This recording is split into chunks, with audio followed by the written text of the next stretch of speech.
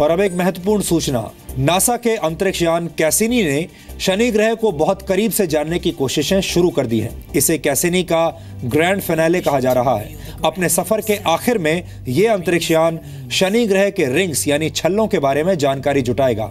अब कैसिनी शनि ग्रह के वातावरण में एक गोता लगाएगा और यह प्रक्रिया 22 बार होगी। कैसिनी को वर्ष 1997 में अक्टूबर में लॉन्च किया गया था। कैसिनी को शनि की कक्षा तक पहुंचने में 7 वर्ष लगे थे और अगर इस तरीके से देखा जाए तो कैसिनी पिछले 13 वर्षों से शनि की कक्षा में है। अपने सफर के आखिर में कैसिनी शनि ग्रह की सतह से टकरा जाएगा, लेकिन आखिरी सांस लेने से पहले यह स्पेसक्राफ्ट शनि से जुड़े कई रहस्य दुनिया के लिए उजागर कर सकता है। ये एक दुर्लभ वैज्ञानिक कोशिश होगी जिस पर हमारी नजर आगे भी ऐसे ही बनी रहेगी। हमारी टीम कैसिनी के आखिरी सफर पर नजर रख रही है और जैसे ही हमारे पास इससे जुड़ी कोई और रोचक जानकारी आएगी, हम इसके बारे में विस्तार से आपके लिए एक विश्लेषण जरूर करेंगे।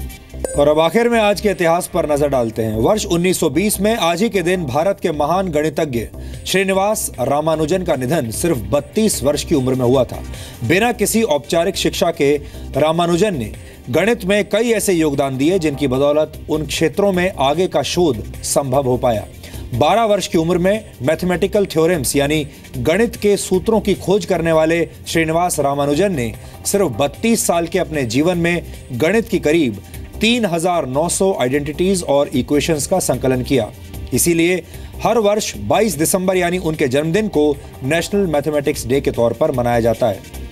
वर्ष 1986 में आज ही के दिन यूक्रेन के चेर्नोबिल न्यूक्लियर पावर प्लांट में अब तक की सबसे भयानक परमाणु दुर्घटना हुई थी।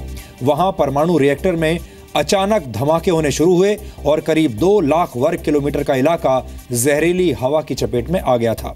आधिकारिक आंकड़ों के मुताबिक इस हादसे में 31 लोग मारे गए थे, लेकिन यह भी माना जाता है कि इस हादसे में हिरोशिमा में हुई एटॉमिक बॉम्बिंग से भी 400 गुना ज्यादा रेडियो एक्टिव पदार्थ रिलीज हुए थे, जिसकी वजह से रिएक्टर के आसपास बसे 1,35,000 लोगों को सुरक्षित जगहों पर पहुंचाया गया था।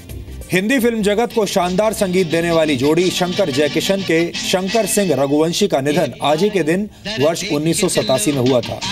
ए भाई जरा देख के चलो, जाने कहां गए वो दिन, गुमनाम है कोई, जैसे शानदार गाने शंकर जयकिशन की जोड़ी ने ही कंपोज किए थे।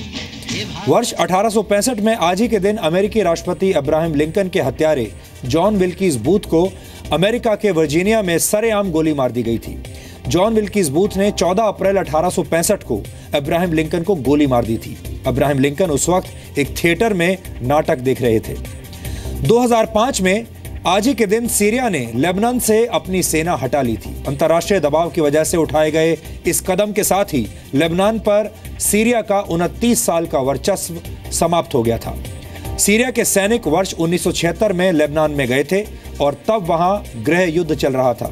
फरवरी 2005 में लेबनान के पूर्व प्रधानमंत्री रफीक हरीरी की हत्या के बाद लेबनान से सीरिया के सैनिक हटाए जाने का दबाव बढ़ गया था। तो डीएनए में आज इतना ही। अब आपसे हमारी मुलाकात होगी कल रात 9 बजे। तब तक आप खुश रहिए, सुरक्षित रहिए और घमंडी और नकारात्मक नेताओं पर हमेशा नजर रखिए और जब भी मौका मिले उन्हें सबक सिखाते रहिए। नमस्कार।